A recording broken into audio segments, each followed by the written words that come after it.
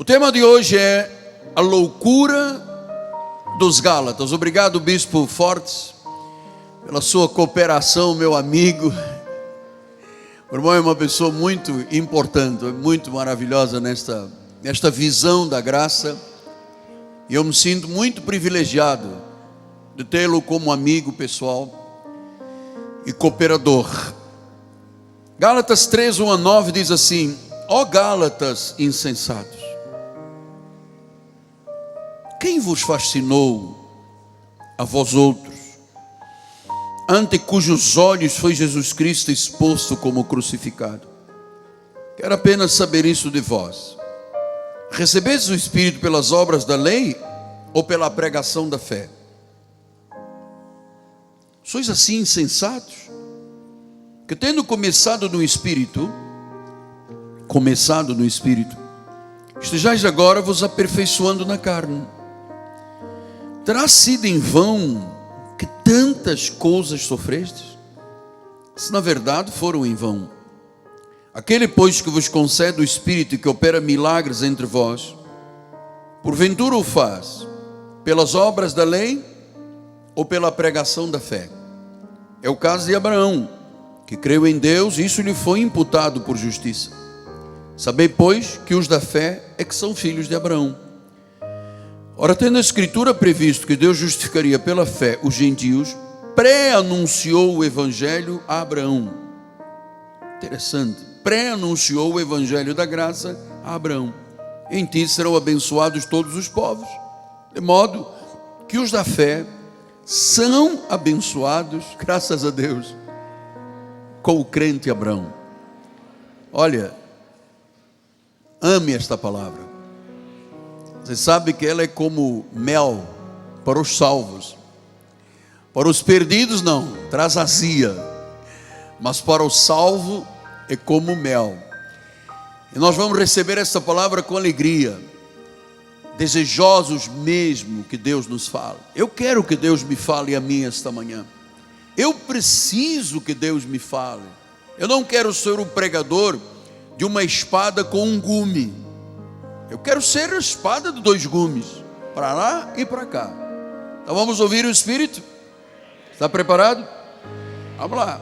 Desliga agora o telefone, tá? Não fique olhando, porque eu tenho aqui 2 relógios, eu estou controlando o tempo. Vamos orar ao Senhor.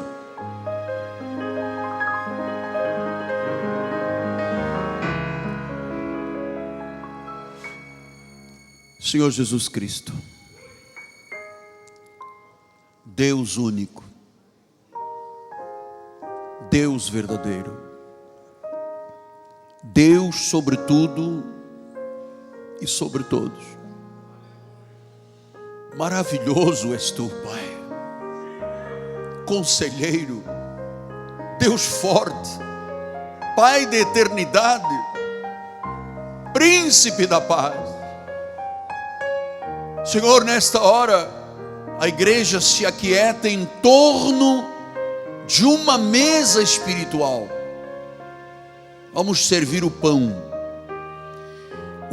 da vida, porque nem só de pão físico o homem vive. O alimento do Espírito é a palavra, é o pão da vida. Por isso, Senhor, eis-me aqui, dependente de Ti. Tu sabes, Senhor, que eu sou incapaz de pensar. Bloqueia o meu pensamento se não vier de Ti. A minha suficiência vem de Ti. Então usa-me, usando as cordas vocais, a mente e o coração, para de forma legítima e em sabedoria encorajar, motivar, ensinar, pastorear e alimentar a igreja. Em nome de Jesus. E o povo de Deus diga amém, amém e amém. Muito obrigado, meu bispo amado. Meus amados irmãos, minha família bendita, eleitos segundo a presciência de Deus, chamados com um chamado santo. O nosso chamado é santo, porque é de Deus. Aqueles que são selo do meu apostolado, são cartas escritas pelo Deus vivente. Mas você sabe como eu gosto de tratar você, qual é a minha relação com você. Eu gosto de dizer, como disse João, meus filhinhos em Cristo. Estamos estudando aquela que é a carta de alforria, a constituição da liberdade cristã, o livro dos Gálatas. E Paulo, você que vem acompanhando, viu que no capítulo 1 e 2, os capítulos 1 e 2, ele defendeu a sua missão apostólica e a sua mensagem, a mensagem da graça.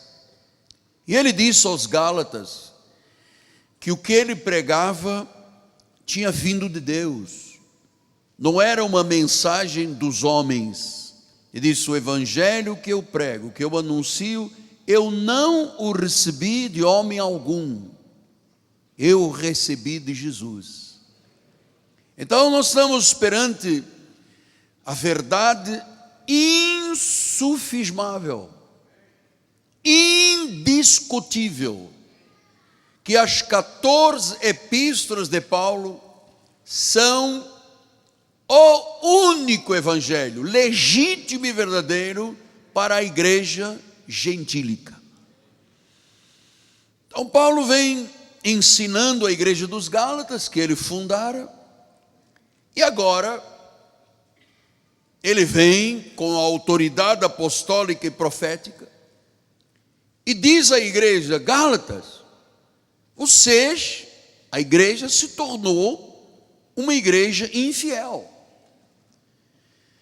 porque vocês foram alicerçados na graça, vocês conheceram a Jesus na graça, o único evangelho, e por uma influência corruptora, de corrupção espiritual, de falsos profetas, vocês agora estão negando o que é verdadeiro. Então Paulo começa este capítulo, e eu peço que você fique atento ao que o Espírito fala, e ele diz, ó Gálatas insensatos. Então, vejam, a autoridade sobre a igreja tem um tipo de comunicação verbal forte. Ele diz, vocês estão sendo insensatos. Vocês estão sendo insanos, vocês estão sendo loucos, vocês estão adulterando a verdade. E depois no versículo 13 ele voltou a dizer, vamos voltar depois do primeiro, e assim sois insensatos. Então, o que Paulo estava dizendo? Que os Gálatas tinham traído a mensagem da graça de Deus. Havia uma traição espiritual, uma insensatez. Olha o que diz Gálatas 1:6, ele disse assim, admira-me que estejais passando tão depressa daquele que vos chamou na graça de Cristo para outro evangelho. Eu vou lhes dizer, amados, isto não é apenas um ato de traição, de insanidade, de loucura. Era um ato de insensatez, extremamente sério. Por que, apóstolo? Por que essa seriedade toda? Porque Paulo chama a igreja, na autoridade de apóstolo, de uma igreja insensata? Porque eles na realidade estavam se abrindo para a falsidade satânica. Eles estavam traindo o evangelho da graça de Deus. E então vamos voltar ao primeiro versículo. Depois dele dizer, ó Gálatas insensatos, você entenda aqui o peso do cajado, da repreensão à igreja, amado. A igreja estava perdendo o rosto de igreja, a igreja estava perdendo a santidade da igreja, a igreja estava começando a aceitar normalmente a influência de falsos profetas, de falsos mestres, estava aceitando a mistura da lei com a graça. E Paulo estava dizendo, gente, isto é uma insanidade, isto é uma loucura, vocês são insensatos. E ele disse, vocês sabem como é que isto começou? E ele diz aqui: quem é que vos fascinou? Você sabe que esta palavra fascínio vem dos originais do grego baskainos. Vejam, senhores, a importância de se ter um altar temente a Deus, não um teatro temente. Paulo funda uma igreja baseado na graça, era a mensagem que ele pregava. Vieram os falsos mestres, começaram a deturpar tudo, a colocar os rudimentos, a colocar a lei, os sacrifícios, os batismos, as abluções, paga o preço, jejuns, vigílias. E então ele disse: quem é que vos fascinou? O original grego é baskainos. Quem é que vos enfeitiçou? Quem é que vos embruxou? Quem é que fez magia na tua vida? Qual é o espírito de ocultismo que entrou dentro dessa igreja? Então eu vou lhe dizer uma coisa: falsos mestres enfeitiçam o povo de Deus, porque eles estão trazendo o jugo mosaico para a obra do Senhor. Na realidade é Satanás que está operando no seio da igreja. Então você sabe que Paulo estava tão indignado, e eu abro outra vez esse parênteses, a importância de nós termos neste ministério a sensatez, o temor de um apostolado que não mercantiliza a palavra, não faz comércio com o povo de Deus e não permite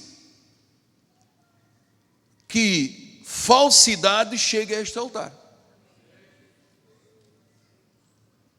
Eu um dia estávamos num culto há muitos anos atrás, tínhamos aqui um convidado, e eu estava interpretando ele, e às tantas ele começou a dizer coisas contrárias à graça, e eu disse: não, eu não vou seguir a interpretação, eu vou dizer o que eu creio. Porque era um falso mestre que vinha seduzir o apóstolo da igreja e seduzir quem estava aqui dos cultos. Uma insensatez, uma loucura, uma insanidade. E eu cortei-lhe as pernas na hora. Então, Paulo estava dizendo que esta é uma atividade do próprio maligno, do espírito da mentira. João 8,44, ele diz: vós sois do diabo, é o vosso pai, quer satisfazer o desejo. Quando ele profere mentira, fala do que é próprio, porque é mentiroso o pai da mentira. Ora, a igreja é o último lugar onde se pode imaginar que mentira está presente. Porque a mentira da lei dentro da igreja faz o povo de Deus retroceder, involuir e gera pessoas escravas. É uma insensatez. A insensatez dos Gálatas em praticar e viver o único evangelho que Deus revelou, e depois um feitiço dos pregadores da lei, dos judaizantes, estavam levando o povo de Deus a apostatar na fé. Eles começaram abraçando a verdade de que o pecador é justificado pela graça, mediante a fé. E agora, por causa da influência dos judaizantes, eles acreditavam que precisavam das obras da lei e da incircuncisão, da circuncisão. Então isto é uma insensatez. Paulo disse: isto é uma feitiçaria. Quem é que vos fascinou, diz Gálatas 3:1. Quem é que vos fascinou? Quem é que vos bascainos? Quem é que vos iludiu, vos tornou insanos, de você começar bem e agora estar no caminho errado? Ele disse: quem vos fascinou, antes cujos olhos foi Jesus Cristo exposto como um crucificado? Então você sabe que a obra é de Cristo, foi a cruz do Calvário que consumou tudo, e agora você está aceitando o judaísmo? O que Paulo em síntese estava dizendo? Minha gente, vocês estão rasgando a carta de alforria todas as vezes que se desconhece ou se vai contra as 14 epístolas de Paulo. É como rasgar a liberdade em Cristo, a salvação e a justificação pela fé, uma obra completa, e aceitar a mentira e a escravidão na vida espiritual. É muito estranho o que eu lhe vou dizer agora, mas a verdade é que muitas pessoas não sabem lidar com liberdade. Porque quando você diz a uma pessoa da lei, somos predestinados e a salvação não se perde, sabe qual é o primeiro pensamento que a pessoa tem? Então eu vou pecar. Porque ela não sabe que não é para libertinagem que Deus salva. É para a liberdade. Mas a tendência das pessoas que não sabem lidar com a liberdade é achar que liberdade da predestinação e da salvação eterna é uma carta de liberdade para ela pecar. Não sabem lidar com a liberdade. Por isso que a maioria das igrejas vem com chicote. O pastor é um cajadão. Todo mundo tem medo dos pastores. É um cajadão. Ele ameaça. Ele diz que vai tirar o nome do livro da vida, que Satanás vai pegar, que tem uma sombra, um encosto atrás, à frente. E a pessoa sai do culto convencido que realmente ela tem um encosto, amado.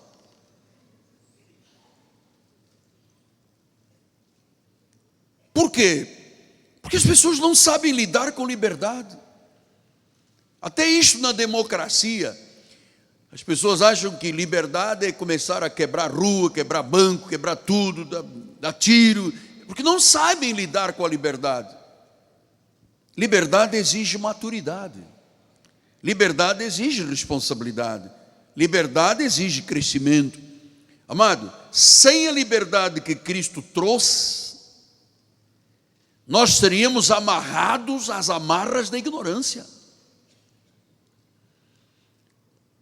Sem a liberdade de Cristo, nós estaríamos vivendo os princípios elementares que Paulo disse aos Hebreus, pondo de lado. Sem a liberdade de Cristo, nós não nos deixaríamos levar para o que é perfeito, disse Paulo aos Hebreus. Sem a liberdade de Cristo, nós não viveríamos a sã doutrina. Porque muita gente pensa que liberdade é licenciosidade, é libertinagem. Vossa igreja, o pastor não impõe regras, não domina as pessoas, não. Então vocês devem ser uma igreja de pecadores. Isto é um absurdo. Quer dizer que Deus te constituiu livre para você pecar? Você não sabe que tem disciplina, correção e açoite? E outra coisa, a função do líder da igreja é pastorear a igreja que ele comprou com sangue, é dele. Portanto, nenhuma pessoa tem domínio sobre as ovelhas que são dele. Nenhum líder pode ter ciúme da ovelha porque não é dele. A igreja é de Jesus. O sangue é que te lavou, o Espírito é que te atraiu, Ele é que te trouxe a obra de Deus. E eu agora estou neste púlpito imaginar, esta senhora ou este senhor estão aqui, esta família, porque eles gostaram muito de mim. Não tem que gostar muito de mim, você tem que amar muito a Deus. Claro que nós andamos aqui num conceito de comunidade, nos amamos, respeitamos, nos queremos, nos protegemos, enfim. Mas esse amor no duro é com Jesus Cristo.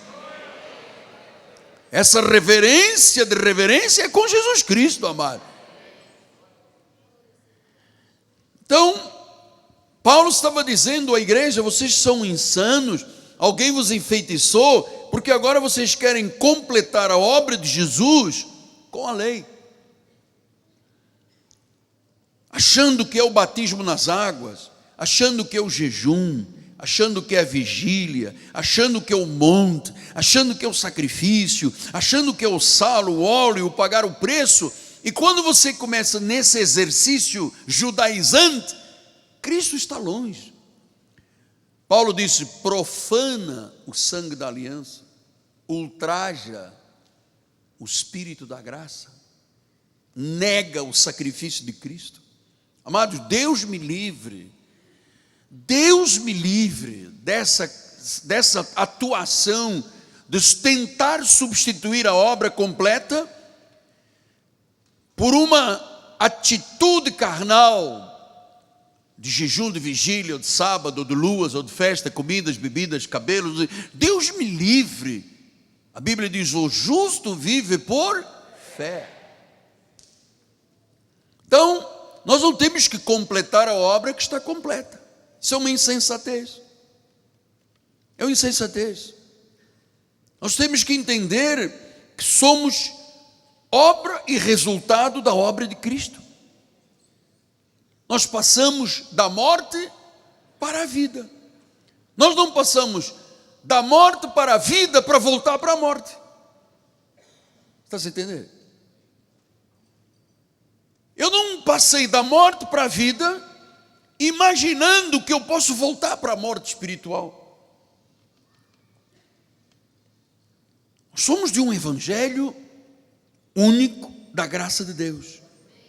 O evangelho, quando o evangelho diz: você tem Jesus, aceitou, como eles dizem, e você é salvo, e depois você, daqui da salvação, da vida, você volta à morte por se pecar, amado, isso destrói todos os conceitos, todos os fundamentos da Bíblia Sagrada. Ouça, quem nega a graça, nega a Cristo. O único evangelho é o evangelho da graça. Nós não podemos cochear entre dois pensamentos: um pouco de lei, um pouco de graça.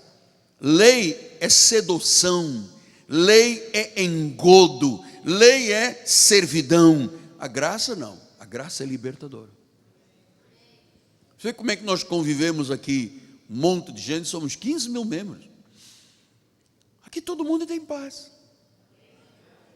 Eu sei que alguns aproveitam a hora que o apóstolo estava falando do ofertório para comer, para beber, mas não é, sabe, nós temos que mudar aqui, porque não é o lugar para comer e beber, não é dentro do santuário, aqui é um lugar de adoração. Mas tirando a comida, bebida, biscoitinho, aquele coxinha, não sei o quê, perna disto, perna daquilo, tirando isto aqui, nós temos paz aqui dentro, amado.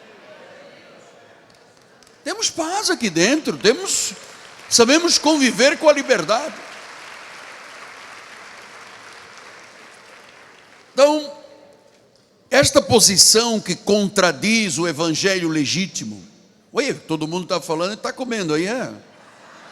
Vamos guardar agora o biscoitinho, a aguinha, água de coco. Eu de vez em quando vejo, eu estou aqui na hora do ofertório e vejo a irmãzinha saindo e vindo com 12 coxinhas. Eu digo: gente, depois adoece e vem pedir oração. Não sei porque que eu estou acima do peso. Não sabe? A coxinha sabe, amado. Por que a pessoa, quando vem à igreja, ela tem que sair 2 vezes para fazer pipi, tem que comer, tem que beber? Você vai a um estádio de futebol, não sai de lá de dentro. Você vai ao cinema, aí de você se levanta num teatro para ir ao toalete. Você, meu Deus, vão te matar. Mas na igreja a pessoa vai, tira o sapato, põe o pé em cima da cadeira da frente. Tá? Ética. Estamos na casa do Senhor. Então esta posição contradiz o evangelho legítimo. Então ele diz em 1 Coríntios 2:2, ele diz assim: decidi nada saber entre vós senão a Jesus Cristo e este crucificado. Então quando nós estamos ensinando a obra da cruz, a obra completa, o sangue derramado, o sacrifício pago, eu não estou ensinando aqui um mero ensino, usando a expressão do latim, nuda doctrina. Isto não é uma doutrina simples, nua. Isto é real. É a obra de Cristo, foi completa na cruz. Os benefícios da cruz são perfeitos, são válidos, são atuais, estão disponíveis. Fomos justificados por Jesus e não por obras da carne. Ele já fez a obra. Diga, está completa. acrescentar obras à obra de Cristo é uma ofensa ao que ele consumou. É uma ofensa. Então, para muita gente que diz que é crente, e aí fora desde a igreja católica, amado, a morte de Cristo está estimada em nada para a maioria dos evangélicos e dos católicos. Em nada. Paulo disse em Gálatas 2:21, eu não anulo a graça de Deus. E a igreja Cristo Vivo diz, eu também não. Se a justiça, se é preciso acrescentar justiça com obras da lei, Cristo morreu em vão. Para que serve? Entende, pastor Ricardo? Para que serve? Se eu acredito na obra de Cristo e digo, não, ela foi 98%, agora eu vou dar o meu jeito. Eu vou botar aqui Moisés, eu vou botar aqui as obras, o sacrifício, paga o preço. Quem é você para não se sacrificar? Olha, porque eu vejo a noiva de Cristo suja. Amado, quem pode sujar a noiva de Cristo? A garotada que está chegando agora, não tem tempo de rodagem nessa estrada, já vem dizer, porque os pastores estão aí sujando a noiva. Quem é você para dizer isso aqui ao povo do Brasil? Quem é você para vir agora às mídias sociais tentar denegrir uma obra que é feita aqui com temor e tremor por muitos ministérios, que o pastor, o líder, tem joelho no chão? Quem é você? Você não percebe que você está enfeitiçando as pessoas? Achando que as igrejas ferem, e venha para nós vamos te abraçar e te beijar, porque os pastores ferem, as igrejas ferem. Então eu quero em nosso nome, galera, pedir perdão aos feridos. Amado, isso é um engodo de Satanás. A igreja nunca será suja por ninguém. A Bíblia diz que onde Deus está presente, o maligno não toca. Aliás, quem quer sujar a igreja, que se suja. A igreja não pode ser suja. Um dia eu fui a um grande congresso em São Paulo. Vamos lá, eu estava sentado ao lado de um senhor que era padre convertido ao evangelho, tinha sido padre. Agora vamos receber uma grande profeta e tal. Aí sobe lá, senhor, os pastores bateram muitas palmas. Ela começou, meu Deus, eu vejo uma noiva toda bêbada, caída, suja na sarjeta. Disse, desculpe só, é que eu sou português, tem um pouco de limite. O quê? Deus me mostrou que a igreja de Jesus do Brasil é uma noiva bêbada, suja e caída na sarjeta. Eu disse, qual? A tua? Porque a minha diz que é sem ruga, sem mancha e sem defeito. Não vem engodar e enfeitiçar as pessoas.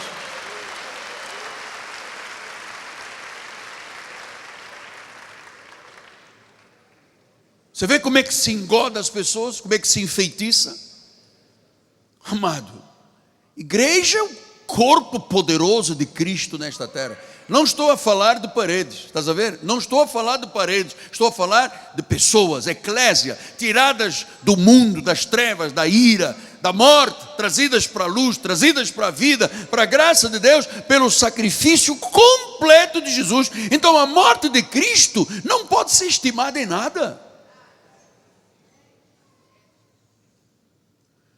É porque Satanás me pegou, porque eu jejuei pouco. Isto é um engodo, isto é uma feitiçaria, isso é bruxaria, é macumba.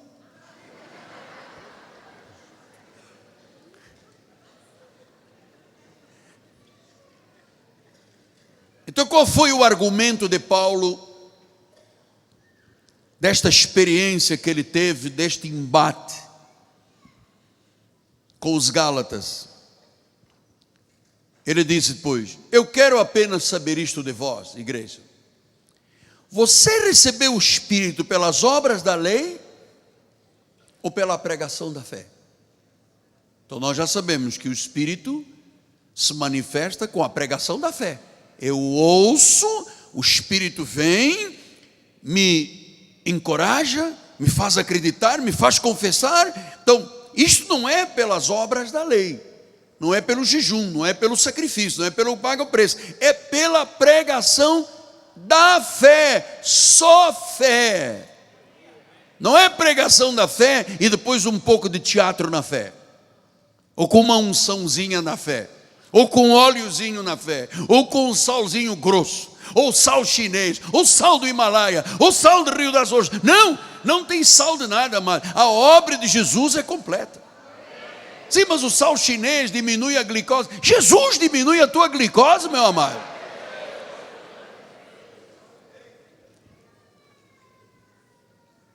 Então ele disse, você recebeu pela pregação ou pela obra da lei? E ele depois diz aqui, então você é insensato, que tendo começado no Espírito. Amados, a salvação, a vida espiritual começa no Espírito. Ninguém pode dizer que Jesus é o Senhor se não for pelo Espírito. Ninguém. É Ele que começa. Então ele disse, como é que você começou no Espírito, confessou Jesus, recebeu a graça e agora você está se aperfeiçoando na carne? Como é que pode? Terá sido em vão que tantas coisas sofrestes, se na verdade foram em vão. Aquele, pois, que os concede o Espírito, que opera milagres, porventura o faz pelas obras da lei ou pela pregação da fé? Então Paulo está dizendo, amado, você começou no Espírito, não pode se aperfeiçoar na lei nem na carne. Porque ele já havia dito, vocês se lembram, semana passada eu falei sobre isso, aliás, quarta-feira, ele disse assim, em Gálatas 2,16, sabendo que o homem não é justificado pelas obras da lei, mas mediante a fé em Jesus. Também temos crido em Jesus, para que fôssemos justificados pela fé em Cristo, e não pelas obras da lei. E por obras da lei, ninguém é justificado. Eu não posso ser um homem errado, pecador, e dizer assim, vou fazer um jejum para tirar esta... Não pode. As obras da lei não resolvem nada em ninguém. É uma insensatez. Senhor, acredita nisto? Você tem que acreditar no seu profeta. Eu tenho gente aqui que está cansada, já passou por 10, 12, 15 ministérios, e cajado, e diabo, e demônio, e pena verde, e isto e aquilo, e você sabe, isto tudo é um bascai-nos. Bascai-nos. Cristo já fez tudo, a obra já está consumada. Agora veja o que disse Martinho Lutero, o grande reformista, aquele que começou a reforma. Ele era um padre agostiniano que em 1505 recebeu a revelação da verdade e se insurgiu contra o papado. Ele disse o seguinte, Martinho Lutero, abrindo aspas, a aplicação da lei é a abolição do evangelho. É uma insensatez, é uma degeneração da verdade. Isso Martinho Lutero. Olha a luta desse homem em 1505 já dizia isso. O que Paulo dizia. Pastor, e qual é o argumento das Escrituras? Versículo 6. É o caso de Abraão, que creu em Deus, e isso lhe foi imputado por justiça. Sabei, pois, que os da fé que são filhos de Abraão. Ora, tendo a Escritura previsto que Deus justificaria pela fé os gentios, pré-anunciou o evangelho a Abraão, em ti serão abençoados todos os povos. De modo que os da fé são abençoados com o crente Abraão. Então, aqui está. Paulo deu um verdadeiro golpe de mestre à igreja, quando ele vai lá e retrocede milhares de anos atrás, chegou a Abraão. E ele disse, veja o que Deus pré-anunciou a Abraão. Quer dizer que a graça de Deus veio antes da lei através de Abraão. Tudo o que Deus fez com Abraão era um pré-anúncio do que aconteceria conosco de origem gentílica, predestinados para a salvação. Então, por que ele falou de Abraão? Porque para os judaizantes, a lei, diziam que o mestre quem era? Moisés. O que Paulo faz? Não, eu vou aonde começou a graça. Eu vou 430 anos antes de Moisés. Eu vou lá a Abraão. Um golpe de mestre. Amados, o nosso pai na fé é Abraão, não é Moisés. Aqui não temos nada com Moisés. Paulo retrocedeu séculos até Abraão. Vamos ver como é que Deus disse em Gênesis a Abraão. Gênesis 15:6. Ele creu no Senhor e isso lhe foi imputado para a justiça. Pronto, este é o plano da salvação. Quem crê em mim será salvo. Aqui não diz, ele creu e depois fez um jejum, pagou o preço, foi no monte, lá na raiz da serra de Petrópolis, embrenhou-se por aquele mato, subiu 1.800 metros, e de lá ele disse, Senhor, clamo a ti, fala-me, porque tu não falas lá embaixo, só falas aqui em cima. Não, ele disse, ele creu, e isso foi lhe imputado por justiça. Ponto. Então, quais eram as circunstâncias de Abraão quando ele creu e isso lhe foi imputado para a justiça? Vamos voltar agora ao foco. Eu sei que alguns irmãos dizem, quando vai acabar, que eu quero voltar, hoje tem esparguete com maionese, aquele franguinho que você abre atrás, põe 4 cebolas, farofa, costura, põe no forno. Ah, meu Deus, Senhor, será que eu vou esta tarde ganhar um... Vamos voltar aqui. Quais é? Aquele franguinho que você abre atrás, bota 4 cebolas e farofa e costura, põe no forno. Quando ele começa a ficar marronzinho, você tira, cutuca com um palito e passa um pouquinho de manteiga em cima, volta outra vez. Aquela manteiguinha entrou nele, passou para... Meu Deus, o que eu tenho que pregar? Eu não sou cozinheiro, eu não sou gastrônomo, só estou dando uma dica, papai. Só estou dizendo ao povo. E depois, se tiver um milkshake, aleluia. Vamos para coisas sérias, irmãos. A fome é uma coisa horrível, gente. Você sabe que eu tenho que quebrar um pouquinho a tensão, porque eu estou vendo alguns irmãos tensos, mantendo os lábios. Eu falei, temos que quebrar um pouquinho a tensão. Vamos lá. Quais eram as circunstâncias que ele creu e foi imputado por justiça? Deus prometeu a Abraão que ele iria ser o pai de muitas nações. Queria ter muitos filhos. E você sabe, ele era velho. Não tinha filhos. Sua esposa não tinha mais o costume das mulheres. Já tinha passado a menopausa, ele já tinha passado a andropausa. Estavam vivendo, olhando as estrelas.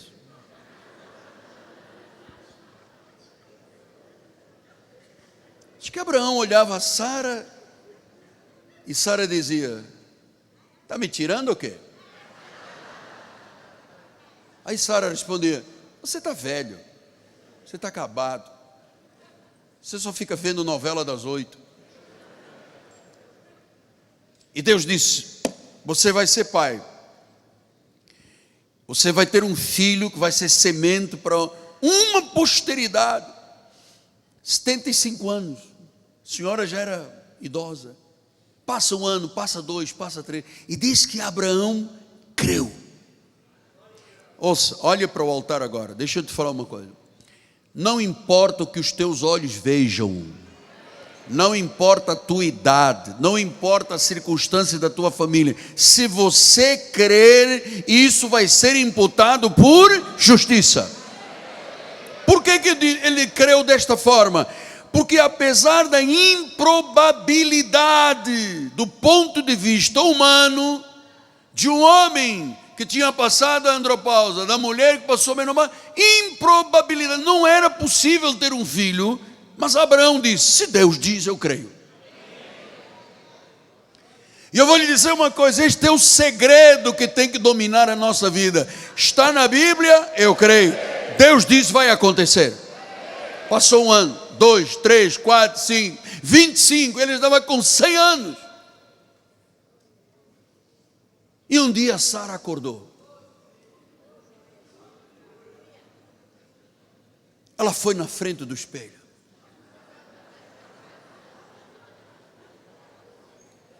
Disse, Senhor, porque ela tratava Abraão com muito respeito, né? Meu senhor, eu acho que eu devo estar com gases. Estou com a barriga muito inchada. Foram aquelas torradas que eu comi ontem à noite de pão de Petrópolis, que é maravilhoso. Então, lá vou eu, meu Deus. Isso é gula, isso é gula, isso é gula. Nós temos um apóstolo guloso. Então, ele diz, mas está inchado, tem um negócio estranho. E Abraão diz, eu creio. Ele creu. Ele descansou na fidelidade de Deus. Amado, creia. Descanse na fidelidade de Deus. Abraão simplesmente creu. Ele creu em Deus. Ele creu na palavra do Senhor. Ele creu. Amado, quem não crê e faz obras é uma infantilidade, é um erro. Eu creio. Você tem que crer. Diz que Abraão não vacilou. Ele não era vacilão. Não duvidou. Olha, todo mundo, quando ele passava ali no bairro de Campinho, na Praça Seca, dizia, olha só, olha o velhinho aí, artista, diz que vai ter pai. Está há 25 anos dizendo que vai ser pai. Olha, eu admiro uma pessoa crente que não muda a confissão, amado. Eu admiro. E Deus muito mais, claro. Ele não mudou a confissão. Então, ele disse, se ele creu, isso lhe foi imputado por justiça. Na realidade, estava sendo pré-anunciado o quê? O evangelho da graça, que quando se crê em Jesus, é salvo. Depois diz o versículo 7, 8 e 9, sabei, pois, que os da fé é que são filhos de Abraão. Então, nós somos filhos de Abraão. Porque a nossa fé não começou agora, vem de 430 anos antes da lei. E aquilo que ele fez é o modelo para o que Paulo depois alargou, que é o pacto completo. Ali era um pré-anúncio. Ora, tendo a Escritura previsto que Deus justificaria pela... Veja, a Escritura já previa, através de Abraão, que Deus justificaria pela fé os... Não tem nada a ver com o judeu, amado. Judeu é judeu por eleição. Nós somos justificados pela fé. Já foi pré-anunciado o Evangelho a Abraão. Ele disse, em ti serão abençoados todos os povos. Ou seja, quem tiver o modus operandi, o modus vivendi de Abraão, é salvo como Abraão foi salvo.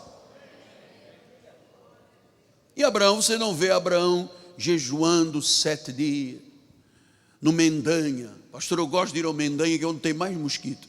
Uma bênção. Eu entro lá com a dimensão da minha cabeça, 30, quando sai 80, todo inchado, todo cheio de zika, chikungunya. Mas lá é que é bom, rapaz. Quanto mais mordida, mais Deus ama. E é assim que a igreja vive. Isso é uma insensatez. Em vez de crer na obra completa de Jesus. Então ele disse, versículo 9, de modo que os da fé são abençoados com o crente Abraão. Então, Abraão só glorificava a Deus. Só gloriava e glorificava a Deus. Só. Eu sei que Sara naquela época deve ter dito, vamos tentar outro tipo de oportunidade. Ele disse, mas o que eu quero fazer? Não, convive com a nossa empregada. E lá vai o Abraão, ainda cai numa armadilha dessa, ainda conviveu com a empregada, ainda teve um filho lá chamado Ismael. E Deus disse, não, Ismael não é o filho da promessa. Você está tentando dar um jeito ao que eu disse que ia acontecer. Amado, não tente dar um jeito ao que Deus diz. Deus diz, você acredita e está justificado. Ponto. Nós gostamos muito de dar o jeitinho. Não, eu estou esperando em Deus, mas just in case, Deus pode falhar, então aqui ninguém vai saber. Eu vou fazer uma semana de jejum para reforçar o que Deus não faz. Mas não faça isso. Abraão foi justificado, Ariane. Abraão foi justificado porque creu. É fé. Só fé, só Escritura, só Jesus Cristo. Então veja como é que diz Abraão em Gênesis 12, 3. Abençoarei-te, abençoar, e amaldiçoarei-te, amaldiçoar, e em ti serão benditas todas as famílias da terra. Você sabe que quando Deus disse isso, pensou em mim, você, na tua família e na minha família? Nós temos uma descendência sacerdotal, monárquica, de Melquisedeque. Nós somos descendentes de Abraão. Pastor, mas isso aí é um pouco de vaidade. Por que você acha que é vaidade? Eu te disse no início da mensagem, pensa como a Bíblia pensa, não tenha lógica. Quem é que te enfeitiçou aí fora para você chegar e discutir com Deus? Quem é o homem para discutir com Deus? É melhor você dizer como disse Abraão, eu creio e ponto. Gênesis 22, 17. Que deveras te abençoarei, certamente multiplicarei a tua descendência como as estrelas do céu, como a areia na praia do mar, a tua descendência possuirá a cidade dos seus... Deus estava anunciando o que é a nossa vida. Atos 3, 25. Nela, Atos 3, 25. Vós sois filhos dos profetas. Uau! Hoje só eu disse, fala, uau! Nós somos filhos dos profetas. E da aliança que Deus estabeleceu com vossos pais, quando Ele disse a Abraão, então a minha vida é uma vida aliançada em Deus, porque isto vem lá de trás de Abraão. Não é uma historieta da carochinha que começou lá na minha vida, porque ele estava lá num hospital, teve um acidente e começou tudo. Não. Só começou tudo porque Deus estabeleceu uma aliança, porque eu era filho dos profetas. Você é filho dos profetas. Você tem a garantia da vida eterna. A tua salvação não se perde. Deus não apaga o nome do livro da vida. Você está aliançado com Deus. Você é um espírito do Senhor. Você está sentado em lugares celestiais, juntamente com Cristo. Isto vem lá de trás. Isto não foi acaso. Não foi você que decidiu. Foi Ele que determinou na tua vida.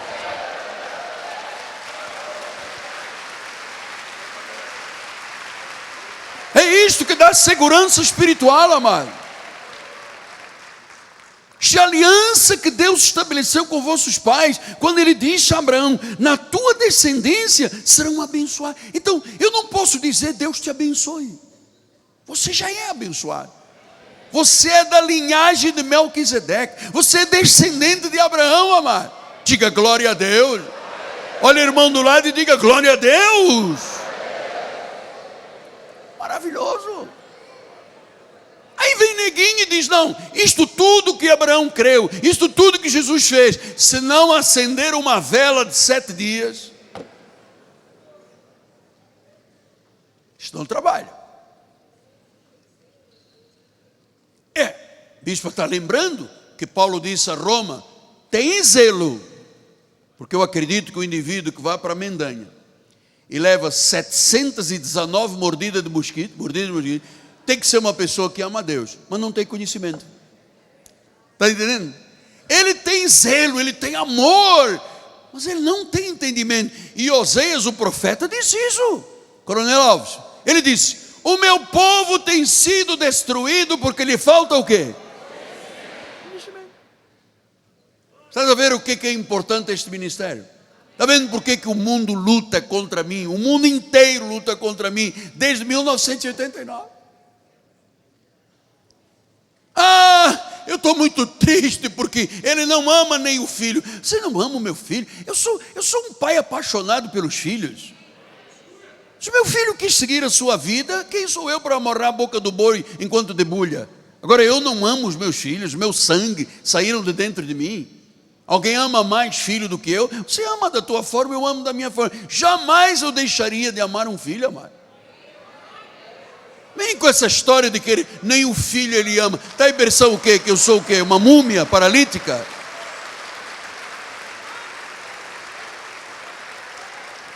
Então, a bênção é a herança da fé. Deus justificaria os gentios pela fé. A fé é a única forma de se herdar a salvação. Efésios 2,8 diz isso. Porque pela graça sois salvos mediante a fé. Isto não vem de vós, é um dom de Deus. Vamos ler outra vez, porque escapou de alguns. Pela graça sois salvos mediante a fé. Sois salvos mediante a fé. Isto não vem de vós, não é obra, não é sacrifício, não é coisa da carne. Isto é um dom que vem de Deus. Você quer dar glórias a Deus?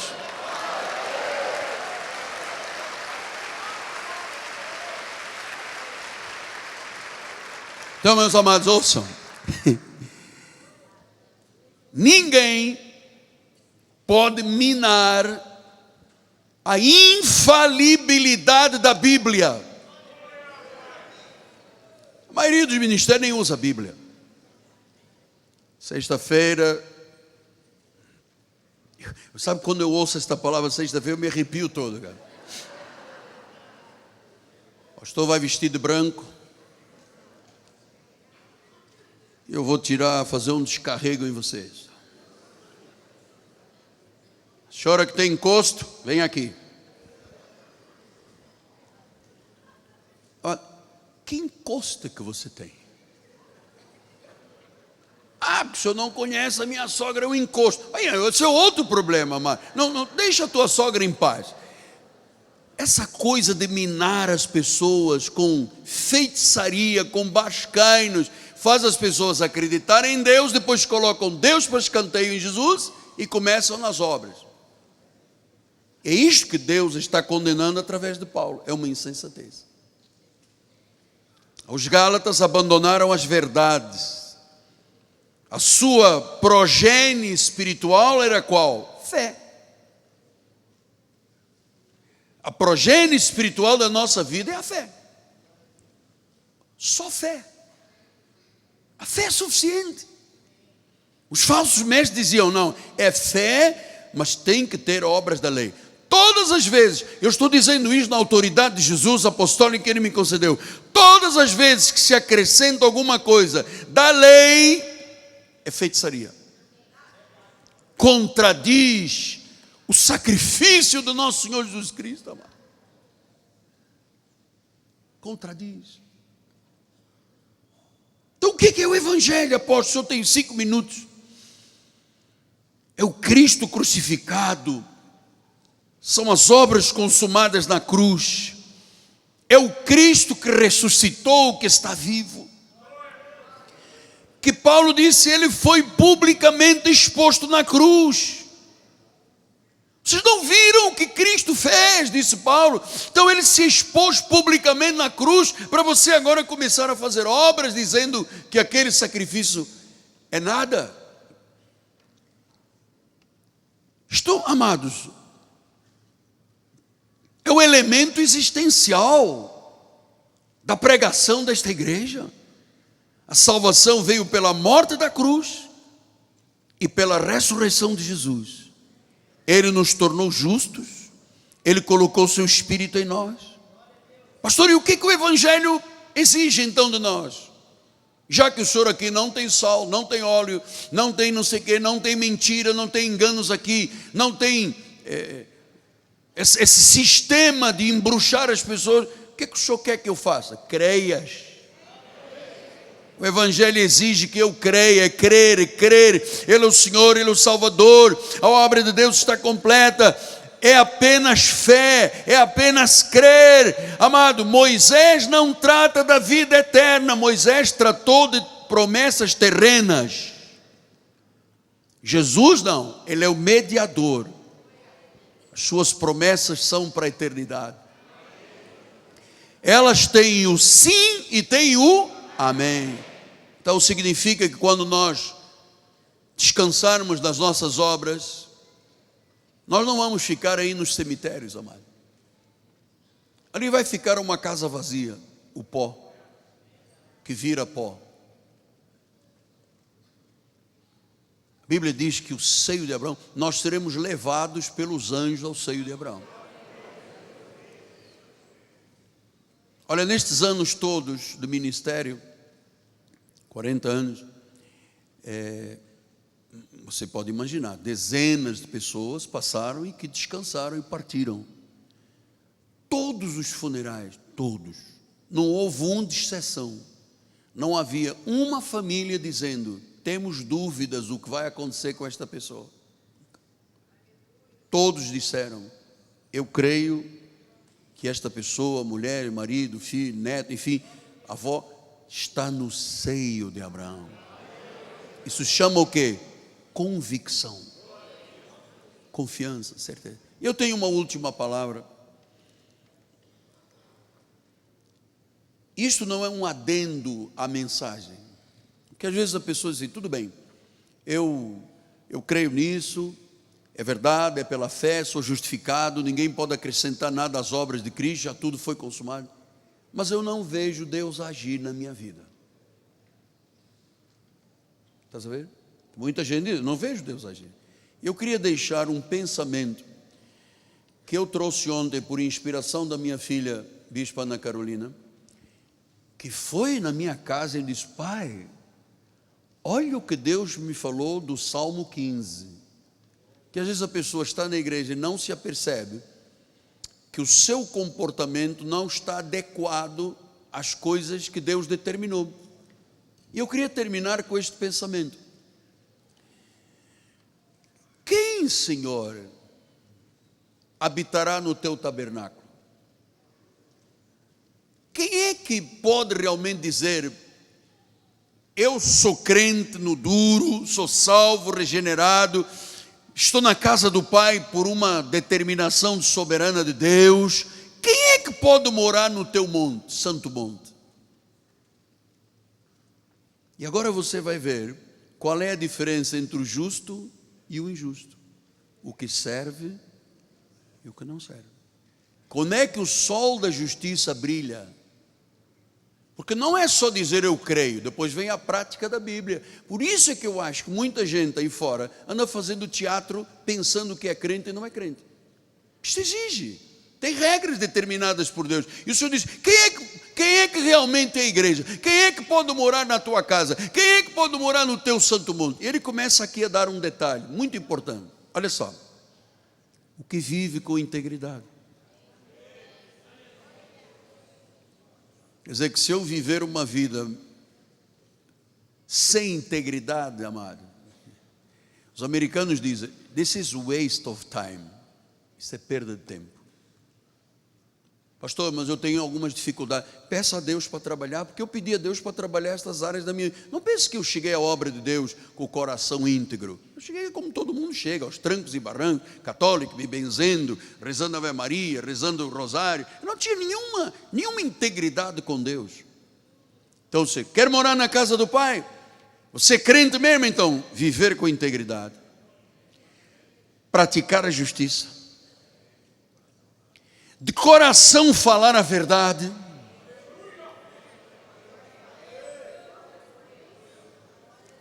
de vez em quando aquela irmãzinha que sentava ali, que ficava cara de mocho durante o culto, ela foi embora, amado, porque não vivia com integridade, não praticava justiça, o coração não era verdadeiro. Porque, amado, nós dizemos coisas e os outros não ouvem, mas Deus ouve, amado. E ele continua dizendo que não difama com a sua língua. O que eu mais vejo aí fora é murmurador, difamador, entra na internet, ninguém sabe quem é, fica lá cutucando, falando mal de um, falando mal do outro. Não difama com a língua, não faz mal ao próximo,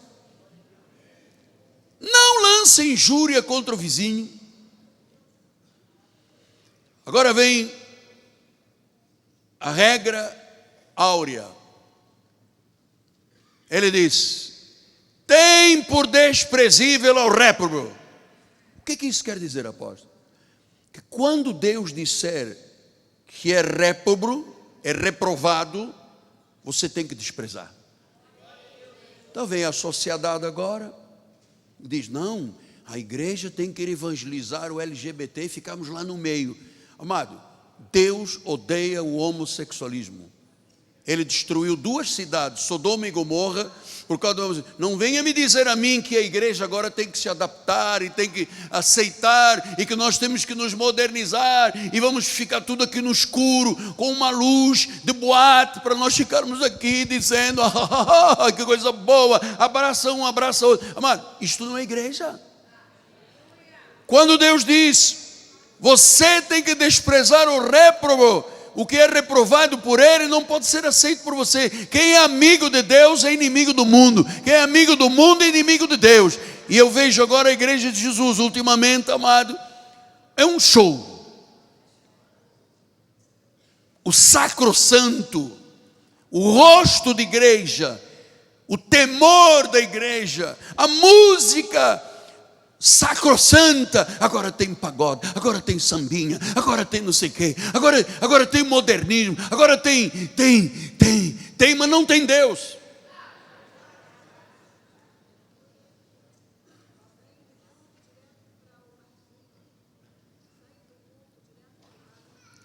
Sai do culto, vai para o barzinho. Sexta-feira, temos uma baladinha crente.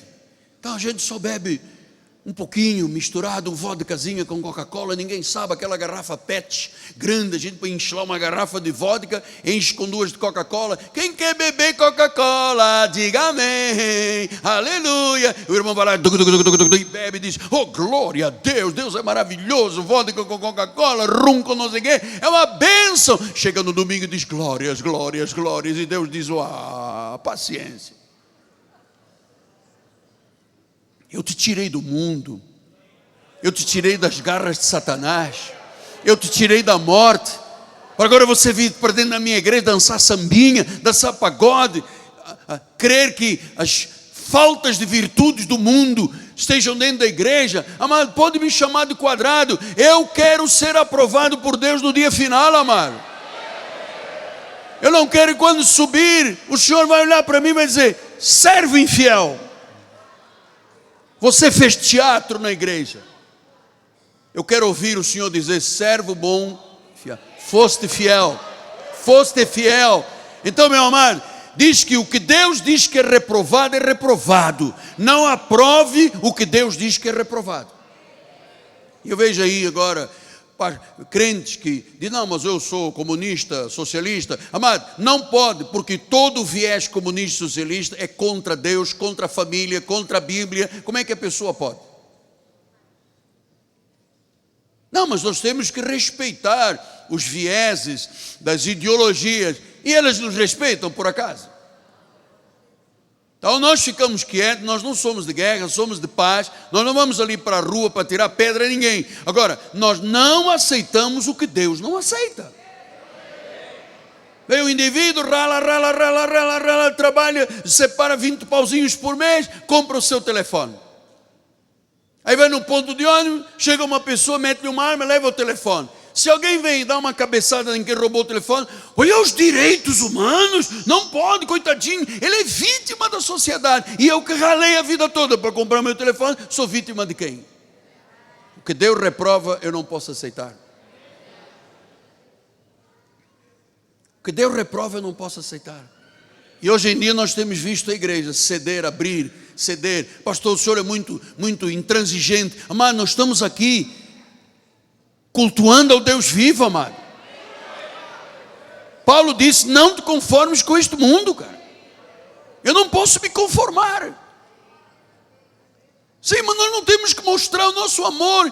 O senhor devia fazer um culto logo à noite. Vamos para aquelas boates da Barra, apóstolo. O senhor vai adorar, dar uma cheiradinha, uma fumadinha. O senhor já prega com tanta força, o senhor dá uma cheiradinha. Amado, o cheiro é perfume, azarou e mais nada, meu amor. Tem que cheirar nada. E não vou para a boate. Quem está dentro da boate sabe o que é a igreja, conhece muito bem o que é o caminho. E se Deus tem no meio deste muito povo gente que anda aí perdida, ela sabe que chegará um dia que não resistirá. Quando Jesus diz: estás cansado e sobrecarregado? Vem a mim, eu te aliviarei. Meu fardo é suave, meu jugo é leve. Você vai encontrar descanso para a tua alma. Você vai aprender comigo. Eu sou manso e humilde de coração. Eu não sou esse terror que os pregadores dizem que eu sou, que tiro a salvação, que mando para o inferno, que apaga o nome do livro da vida. Jesus não é esse terror, amado. Jesus é amor, Jesus é bondade, Jesus é misericórdia. Eu sou testemunha disso.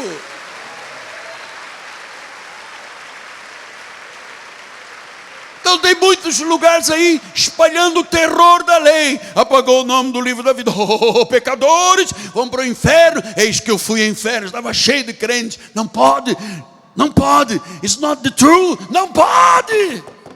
O inferno é para o diabo e os seus anjos, amado.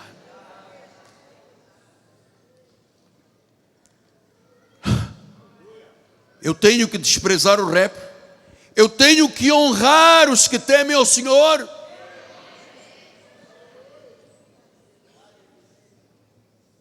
Eu não posso jurar e não me retratar, diz aqui. 5. Não posso emprestar o meu dinheiro com agiotagem e usura. Não posso aceitar suborno. E ele diz: quem procede desta forma não será abalado. tranquilo. Está dentro do padrão da graça? Então quer dizer que a galera aí que está abalada porque não está vivendo isso aqui. Está crendo em Jesus, mas está dizendo, tá bem, Jesus, mas temos que dar um jeitinho nele. Mente cauterizada, está dizendo a bispa Primágia. Mente fica endurecida, porque a pessoa se habitua a isso. Então você sabe, você está num lugar, amado. Aqui nós não caímos à esquerda nem à direita. E eu vou lhe dizer mais, mesmo que dizem contra mim, isso é besteira, está me fazendo perder tempo, porque eu não perco tempo com isso. Eu prefiro que sofrer por causa da verdade, e algumas vezes é humilhação pública, do que eu abrir brecha e dizer, não, então eu vou ser Maria vai com as outras. Não vou ser Maria vai com as outras. Eu vou ser o que Deus determinou que eu fosse e que eu seja. Uma coisa é certa, quem é fiel a este apostolado, que prega o único evangelho verdadeiro, amado, não vai ser nunca abalado. Vamos aqui. Vem onda, vem crise, vem tempestade, vem sopro, vem tornado, vem tsunami, vem... Aí tem muita coisa que já bateu aqui. Estou aqui. Estou passando essa herança aos meus filhos, meus netos, meus genros, aos bispos da igreja, aos pastores, presbíteros, diáconos, ao povo. Porque este é o evangelho, amado. Eu não posso achar que eu sou um salvo ficando murmurando, falando mal dos outros, não falando a verdade. Pastor, por que o senhor nunca mais tirou segunda oferta? O senhor tinha que tirar a segunda oferta, porque não precisou. Se domingo que vem precisar, eu vou tirar. Mas já está 8 meses sem tirar, porque eu não sou negociante, meu amado. Eu não vim aqui para te explorar. Eu vim aqui para amar você, para cuidar de você, para pastorear você. Isto aqui não é um centro comercial. Isso é a casa do Pai. Por favor, isso é a casa do meu Pai. E na casa do Pai há fartura. É a casa do Pai. Isso é a casa do Pai, amado. É aqui que Deus fala.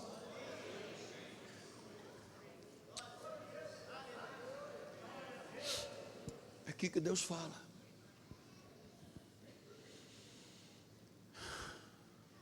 Senhor Jesus, é por fé. Fomos justificados. Não há insensatez no nosso meio, Pai. Há paz. Somos abençoados com o crente Abraão, porque cremos como o crente Abraão creu. E isso nos é imputado por justiça. Isto é imputado por justiça. Amém. Vamos todos ficar de pé. Se terminar, há um clima de temor de Deus, mas isso é maravilhoso. Glória ao Senhor, levante as suas mãos para os céus. Obrigada, Senhor, por esta palavra que nos liberta, Senhor, que já nos libertou e nos libertará todos os dias, Senhor, porque nós cremos que Tu és o nosso suficiente Salvador, Pai. Por isso, Senhor, te pedimos, guarda-nos com os Teus anjos, livra-nos de todos os males, Senhor, e profetizamos uma semana cheia de bênçãos, Pai. Senhor, abre janelas, abre negócios, Senhor, saúde, Senhor, derrama milagres no seio da Tua igreja, Pai. Saímos daqui felizes, porque nenhum mal chegará à nossa casa, nenhum mal pode nos tocar, porque Tu nos guarda e o maligno não nos toca. Somos propriedades exclusivas Tuas. Graça e paz. Você é muito importante para Deus. Um dia abençoado.